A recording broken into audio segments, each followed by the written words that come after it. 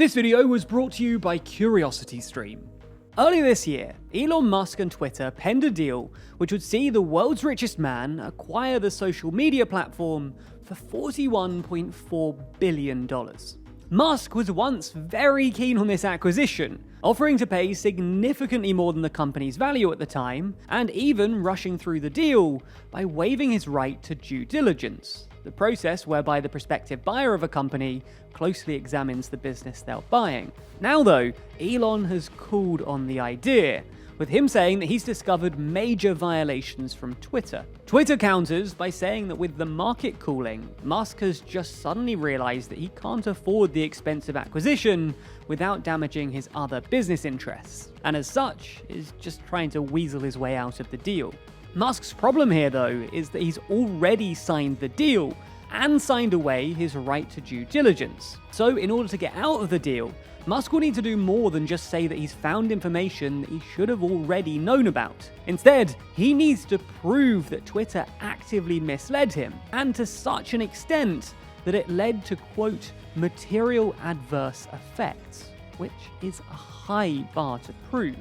However, determined to get out of the deal, Musk penned a termination notice, outlining 3 reasons that he felt that Twitter had violated their merger agreement. So let's go through these 3 reasons and assess their validity.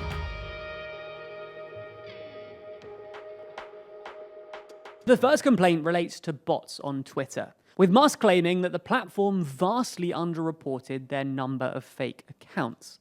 Secondly, Elon claims that Twitter withheld information from him, something he says violates Section 6.4 of the merger agreement, which requires the complete handover of documentation. His final complaint is related to the firing of employees, with him claiming that the business was damaged by Twitter firing some key members of staff. The question, though, is do any of these claims actually stack up? And do any of them meet the high bar of material adverse effects? Well, Twitter certainly isn't buying any of these justifications.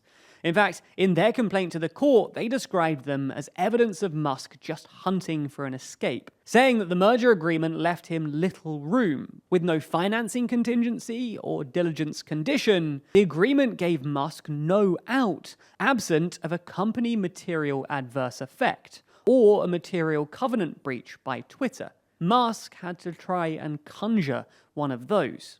So, Twitter's alleging that Musk is just trying to conjure up excuses and disregarding Elon's claims. But is it right in doing so? Well, let's take them one by one. The easiest one to start with is staffing. Now, deals like this often require that the company being bought doesn't fire a bunch of their staff, because doing so would obviously damage the business being bought. But this deal explicitly allows Twitter to fire employees without Musk's consent until the deal was closed, with Twitter even remarking that Musk actually wanted them to be more aggressive in cutting staffing costs. So that argument doesn't necessarily stand. The data argument is also a difficult one for Musk. That's because Twitter gave Musk unprecedented access to their so-called Firehose API, essentially a feed of every tweet ever posted. This is information that isn't normally available, partly due to how easily it could be exploited for ad targeting or surveillance. Now, you could argue that this is too much information. It would be incredibly expensive and time-consuming to process all of this information. But with Elon holding a literal fire hose of data, it's hard to argue that Twitter didn't provide the information that Musk requested. What about the bots, though? Well, Musk is alleging that Twitter's claim that less than 5% of the site's active users were fake accounts was misleading, suggesting that the real number was over 10%, which would make Twitter's claim not only potentially fraudulent, but could also lead to him overpaying for the company. In fact, he goes even further in his counterclaim, saying that Twitter had been misleading the SEC and investors about the number of bots for years, claiming that Twitter's SEC disclosures contain numerous material misrepresentations or omissions that distort Twitter's value and cause the Musk parties to agree to acquire the company at an inflated price. Now, at the beginning of this week, I would have said that this argument too doesn't really stand up. That's because Musk was clearly aware of this before the sale. Musk actually berated the platform for perceived bot issues, and explicitly said that he wanted to buy the site to rid it of bots. So to claim that he wasn't aware of the issue is a difficult argument to make, especially as he made the purchase offer without even seeking representation from Twitter regarding its estimates of spam or false accounts.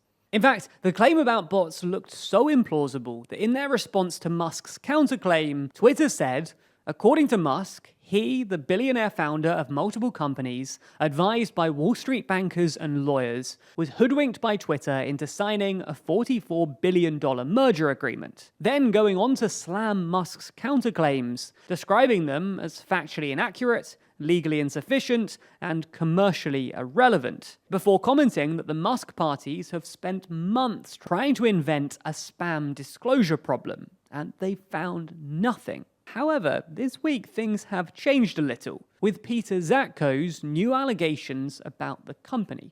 In Zatko's report to the SEC, Twitter's former security chief claimed that Twitter executives deceived federal regulators and the company's own board of directors about extreme, egregious deficiencies in its defense against hackers, as well as its meager efforts at fighting spam.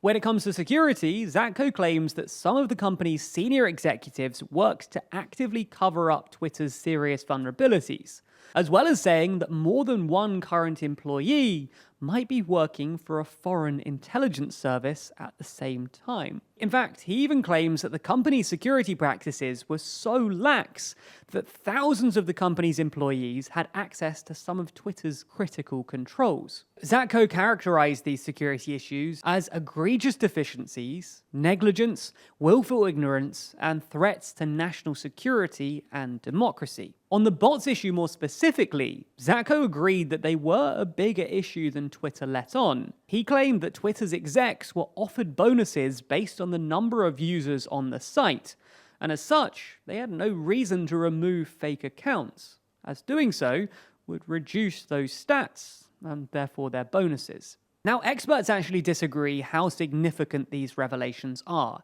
and we don't yet have all the information we need. If true, though, this could imply that Twitter was negligent about its reporting of bots, which wouldn't be good for the company in their court case against Musk. However, for Musk to actually prove this in court would be difficult. Firstly, Twitter's already calling into question Zatko's testimony, saying that as he left the company on bad terms, his motives ought to be questioned, although it does seem that most people in the industry are siding with Zatko. Secondly, Twitter always openly admitted that their data wasn't a precise science, and Musk signed off on that. So Musk will likely need to prove that Twitter explicitly and knowingly misled the SEC, which might not be easy. Now, certainly some of these revelations about security seem bad for Twitter, and lawmakers immediately seemed interested.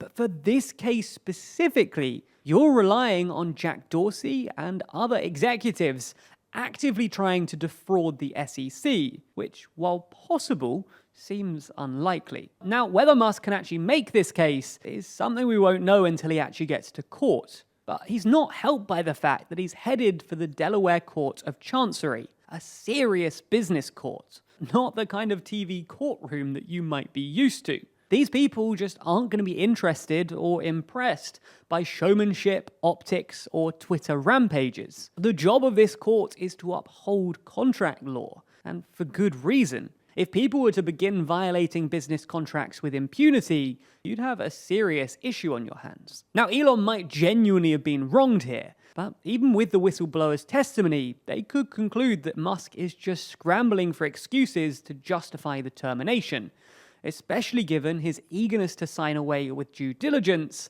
and the strength of the merger agreement originally. Ultimately, this court is mainly interested in ensuring business contracts are followed correctly. So to convince a serious court like this is hard. With Elon's typical skills, showmanship, long-termism, and disruption, all being pretty ineffective in a court like this, which values seriousness, business, and reputation above the art of the meme. Now, we actually discuss Elon's core skills and beliefs in our next video about Musk, due out on September 2nd. Well, we'll talk about what Elon stands for and the ideology of Elon. If you can't wait though, you can watch the whole thing right now on Nebula, the streaming service that we built with our creator friends, and where you can get early access to all of these TLDR business videos, as well as access to exclusive videos which will never make it to YouTube, and ad-free viewing. You can sign up to Nebula for less than $15 a year. Yep, really, it's that cheap. That's because we've done a deal with CuriosityStream. So if you sign up to their superb service, well, you'll find tons of high-quality documentaries. Then you'll also get Nebula, our streaming service, totally free. That means that if you sign up using our link, you'll get both services for just over $1 a month. Thanks for your support.